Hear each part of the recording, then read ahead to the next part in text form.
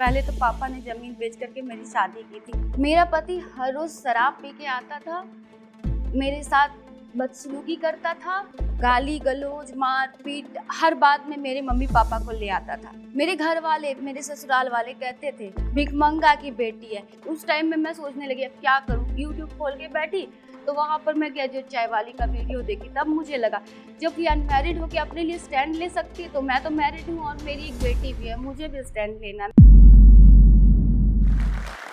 नमस्कार, जय माँ काली। मैं प्रीति झा। लोग मुझे नरसिंह चाय वाली के नाम से जानते हैं। लोग नरसिंह चाय वाली को तो जरूर जानते हैं, लेकिन नरसिंह चाय वाली के संघर्षों को नहीं जानते हैं। पहले तो मैं धन्यवाद देना चाहूंगी बिहार जो स्टॉक मंच को, जो मुझे यहाँ आने का मौका दिया और मेरी कहानी को लोगों तक पहुँचाने का मौका दिया। मैं बिहार के भागलपुर डिस्ट्रिक्ट के कुमैठा गांव से बिलोंग करती हूँ। 2012 में मेरी शादी हुई और 2012 से लेकर 2019 तक मैंने क्या झेला, ये मैं अगर बयां करूं तो शायद किताब भर जाए और मेरी आंखें नम हो जाए। 2012 से लेकर के 2019 तक हर दिन मैं झेलती रही, हर रात मैं झेलती रही। तो मैं एक कठपुतली बन के रह गई। बाबा ने सिखाया था कि बेटा वो तुम्हारा ससुराल है, तुमको वहां पर जैसे लोग कहेंगे वैसे ही चलना है। मैं बाबा के सिखाए रास्ते पे चलने लगी। मुझे नहीं पता था कि बाबा के सिखाए गए रास्ते पे चलने का मतलब है कि झेलना पड़ेगा, लेकिन मैं झेलती गई। क्यों? क्योंकि मैं चाहती थी कि मेरा परिवार ना टूटे। मेरा पति हर रोज शराब पी के आता था, मेरे साथ बदसलूकी करता था, मेरे साथ अश्लीलता, गाली गलौज मार पीट हर बात में मेरे मम्मी पापा को ले आता था। मेरे घर वाले, मेरे ससुराल वाले कहते थे बहुत गलत वर्ड, भिखमंगा की बेटी है। अरे भाई, मैं भिखमंगा की बेटी थी तो उससे बड़ा भिखमंगा तो आप थे, जो उस भिखमंगा के वीक को लिए दहेज के रूप में। तो कहाँ से मेरे पापा भिखमंगा, और भिखमंगा तो आप थे। उसके बाद 2012 से लेकर 19 तक मैं इस तरह से चलती आई। लेकिन जब मैं धीरे धीरे मेरी बेटी बड़ी होने लगी, मेरा सपना शुरू से था कि मेरी बेटी को मुझे प्राइवेट स्कूल में पढ़ाना, क्योंकि मैं गवर्नमेंट स्कूल से पढ़ाई की थी। तो गवर्नमेंट स्कूल का तो पढ़ाई आज की डेट में तो सब लोग इंग्लिश मीडियम में पढ़ते हैं। तो मुझे भी लगा कि मेरी भी बच्ची इंग्लिश मीडियम में पढ़े, लेकिन मेरी बेटी के लिए कुछ भी नहीं था उन लोगों के पास। मैंने दौड़ धूप करके सरकारी स्कूल में उसका एडमिशन करवाया, लेकिन वहाँ भी नहीं, हर रोज दारू पी के आता था, परेशान करता था, मारपीट करता था। और जब मैं चीखती चिल्लाती तो मेरी सास का ये कहना था कि वो तो शराब पीता है, तू तो शराब नहीं पीती है। आप लोग ही बताइए, आपको अगर कोई मारेगा तो क्या आपके मुंह से आवाज नहीं निकलेगी? आवाज तो निकलेगी, बेशक आवाज निकलेगी, लेकिन मेरे मुंह से जब आवाज निकलता था तो मैं खराब थी, मैं तो शराब नहीं पीती थी, ये कहा जाता था। ऐसे करते करते बहुत दिन गुजर गया। मेरी बेटी धीरे धीरे बड़ी होने लगी। उस टाइम में 2019 की बात है, मेरी बेटी को टाइफाइड पकड़ लिया।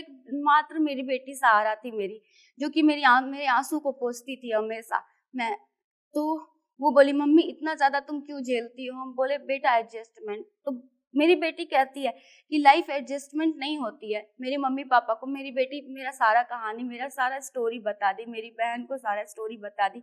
यहाँ से 2019 से मेरी कहानी, संघर्ष की कहानी शुरू होती है। पहले तो पापा ने जमीन बेच करके मेरी शादी की थी।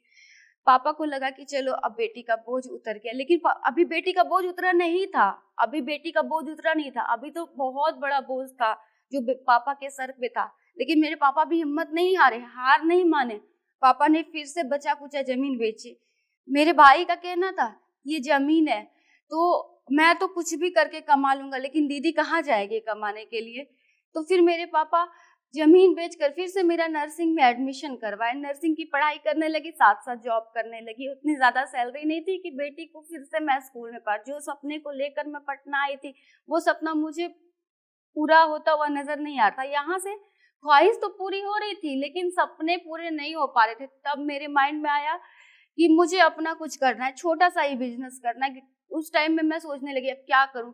यूट्यूब पे जब मैं यूट्यूब खोल के बैठी तो वहां पर मैं ग्रेजुएट चाय वाली का वीडियो देखी। तब मुझे लगा जब ये अनमैरिड होके अपने लिए स्टैंड ले सकती है तो मैं तो मैरिड हूँ और मेरी एक बेटी भी है, मुझे भी स्टैंड लेना है। मैं जानती हूँ कि मेरे घर वाले साथ नहीं देंगे, पापा मम्मी कहेंगे कि तुमको मैं इतना पैसा खर्च करके जमीन बेच करके पढ़ाया, लेकिन तुम चाय क्यों बेच रही? लेकिन मैं ये सबको इग्नोर कर दी, ये सब भी इग्नोर कर दी कि लोग क्या कहेंगे, गांव वाले हंसे, खिल्ली उड़ाए, लेकिन मुझे फर्क नहीं पड़ा कि लोग क्या कह रहे हैं। मुझे बस एक चीज समझ में आ रहा था कि अब मुझे कैसे अच्छा पैसा कमाना है और मेरी बेटी को टॉप 1 स्कूल में पढ़ाना है।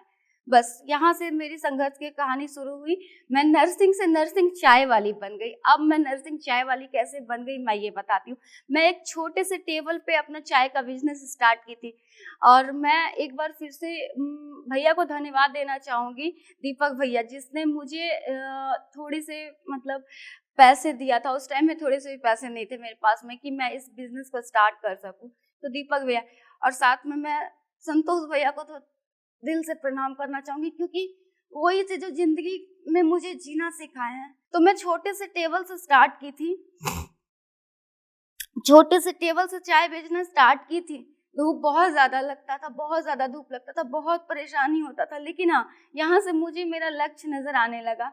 लक्ष्य नजर आने लगा, ये दिखने लगा कि नहीं, यहाँ से मैं ज्यादा कमा सकती हूँ और अपने बेटी को अच्छे स्कूल में पढ़ा सकती हूँ। लेकिन तबीयत मेरी खराब होने लगी। अब मैं क्या करूँ? मुझे लगा कि मुझे एक स्टॉल होता तो मैं चाय अच्छे से बेच सकती।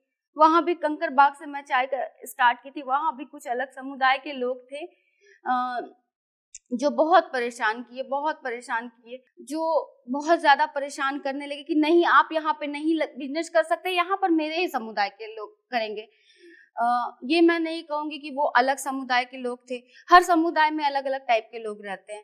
तो वहाँ पे बहुत परेशानी होने लगी। कंकर बाग में मैं स्टार्ट की थी, तो फिर जाके मुझे ऐसा लगा, और धूप भी बहुत ज्यादा सर पे लग रहा था, कि मेरे पास एक स्टॉल होता। तब मैं फिर से राज सर का शुक्रिया करना चाहूँगी जिन्होंने मुझे स्टॉल दिया, और वो बहुत हेल्पफुल है। तो फिर मैं उनके पास गई। मैं उतना ज़्यादा पेमेंट भी नहीं कर पाई थी, लेकिन उन्होंने मुझे स्टॉल दे दिया। मैं धीरे धीरे करके उनको फिर पेमेंट दी। तो फिर वहाँ से मैं NIT पटना, जहाँ की टी स्टॉल मुझे फिर मिल गया। 1 महीने तक मैं धूप में चाय, 1 से 1.5 महीने तक मैं धूप में चाय बेची। मेरा बिजनेस बहुत अच्छा चल रहा था। कभी कभी इंसान की जो परेशानियां होती है ना, वो इंसान को आगे बढ़ा देती है। तो वैसे, और वो उस परेशानी को लेकर लोग से मदद के लिए तलाशता है, और तब उसे जब मदद नहीं मिल पाती है ना, तो वो अंदर, अपने अंदर झांकता है। और वो जब अपने अंदर, खुद के अंदर झांकता है, तो वहीं से उसे एक आशा की किरण नजर आती है। वो आशा की किरण ही उसकी जिंदगी को बदल देती है। जस्ट लाइक मेरे साथ भी ऐसा ही हुआ। मुझे भी बहुत कुछ सुनना पड़ा, बहुत सारे कमेंट सुनने पड़े कि सड़क पे चाय बेच रही है, ऐसे कर रही है, वैसे कर रही है। लेकिन अगर मान लीजिए मार्केट में 98% लोग अच्छे हैं, तो 2% लोग गलत भी है, जो आज भी मुझे सामना करना पड़ता है। वैसे लोगों का फेस करना पड़ता है, लेकिन जब आप फेस करना सीख जाएंगे तभी आप आगे बढ़ पाएंगे। मैं हर एक लेडी को कहूंगी, सही मत आगे बढ़िए। खुद के लिए नहीं, अपने बच्चे के लिए आगे बढ़िए। जैसे कि मैं बढ़ी हूँ अपनी बेटी के लिए। मेरी बेटी IPS बनना चाहती है। बिजनेस कोई छोटा या बड़ा नहीं होता है। सबसे बड़ा रोग क्या कहेंगे लोग। बिजनेस आप 2000 से भी स्टार्ट कर सकते हैं, कहीं से भी स्टार्ट करते हैं। इस चीज को पीछे छोड़ दीजिए कि लोग क्या कहेंगे, तब आप आगे बढ़ पाएंगे। जब आप आगे बढ़ेंगे तब वो लोग पीछे से देखेंगे। जब आगे बढ़ेंगे तो लोग आपकी टांग खींचेंगे, लेकिन उन सब बात को माइंड नहीं करते, वो आपको आगे बढ़ना है।